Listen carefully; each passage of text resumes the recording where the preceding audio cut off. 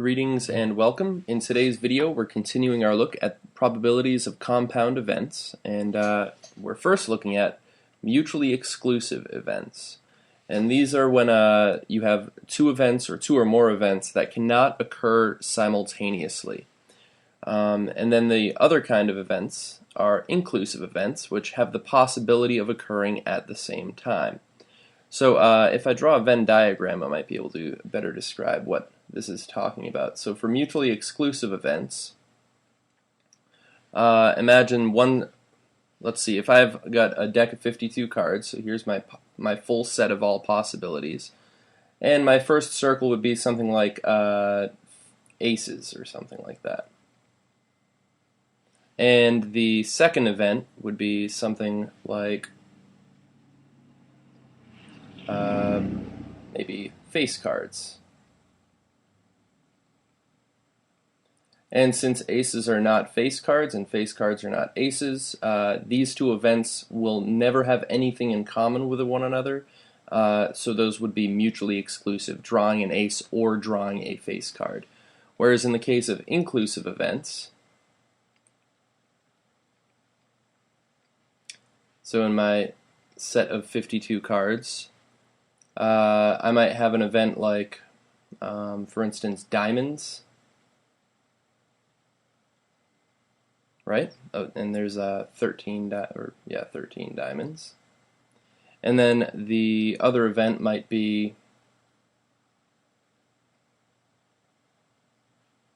let's say tens. Right? So there's 4 tens total.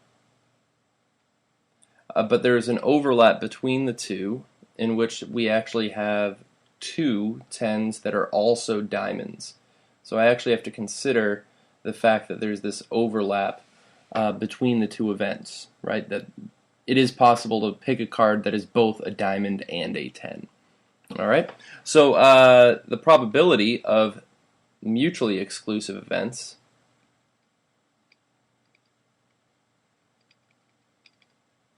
can be found with the following formula. If I'm looking for the probability of event A or event B occurring, all I have to do is add the probability of A to the probability of B.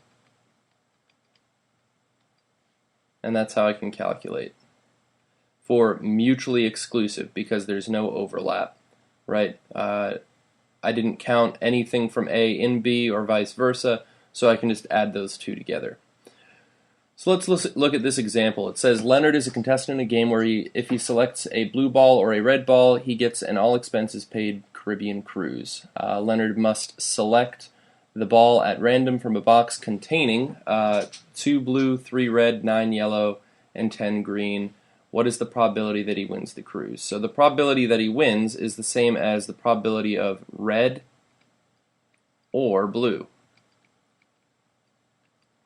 And since these events are mutually exclusive, right, it cannot be both blue and red at the same time, I'm simply going to find the probability of red plus the probability of blue. So probability of red, there are 3 red, so 3 successful ways that can occur out of 5, 15, 24 total, right?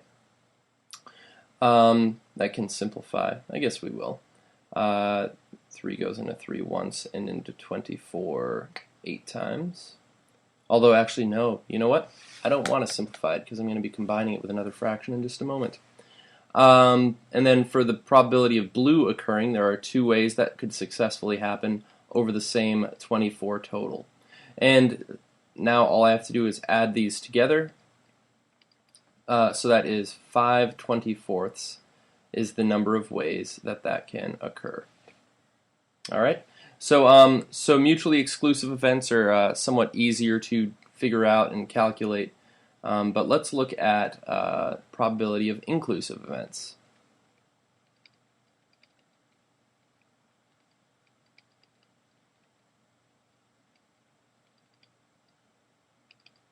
So if I'm once again asking exactly the same question, probability of A or B occurring, This time I'm going to find the probability of A, add it to the probability of B, but I have to deal with the fact that I have this overlap counted twice.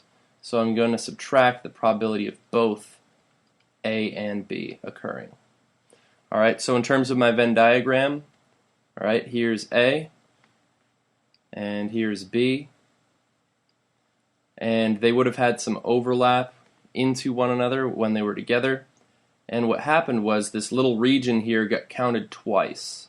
So if I subtract that one little region once, it will have accounted for the fact that it was counted twice and get rid of it, and it'll count all possible area of the Venn diagram, exactly the number of times that we want. So it's just a matter of subtracting the little bit of extra that we counted twice in the formula. So that's why I subtract the probability of both. Let's see. So I think I've got. So here is the sample set of rolling 2 6-sided dice. And I've got the question. It says, what is the probability of rolling a 4 on the first die or rolling a sum of 6? So let's see. So probability first die 4 or sum 6, right? So in order to figure this out, I'm going to figure out probability first 4, right? Plus the probability the sum is 6 minus the probability both, right? Where both of those events occur simultaneously. So looking at our little table here, which ones represent the ones in which the first die was a 4? That would be this row here. So there are 6 represented. So 6 out of 36 possibilities. And I'll wait to simplify that once again. The sum of 6, well, let's see, 5 and 1, 4 and 2, 3 and 3, 2 and 4, 1 and 5. It turns out to be this diagonal here. So that's 1, 2, 3, 4, 5 out of 36 have a sum of 6, right? And then I've got to figure out what about the probability of both, and you can see that this value here was counted twice. So I'm going to have to subtract that 1, right? One of those has both the first die being a 4 and is also a sum of 6. So 1 out of 36 is what that is. So what I'm going to do is add these together, subtract that. Oh. And it looks like we'll get 6 plus 5 is 11, minus 1 is 10 36ths, which reduces, I believe, 2 goes into both of those, 5 18ths would be our answer. So it accounts for just that little bit of overlap and eliminates it. Let's see, one last question. What is the probability of drawing a face card or a diamond? So probability face or diamond.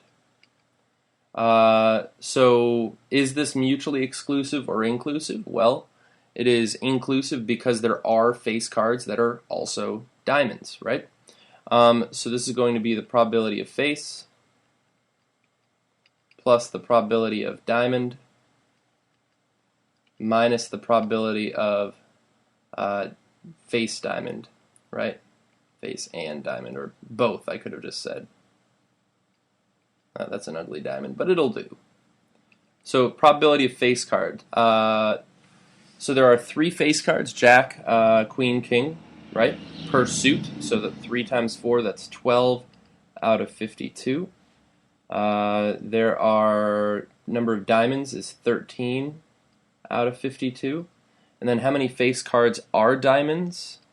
There are 3 face cards that are diamonds, right? So I'm going to add these, subtract that. So let's see, that's 25 minus 3 is 22 out of 52, which I believe 2 goes into both of those. That's 11 26ths, right?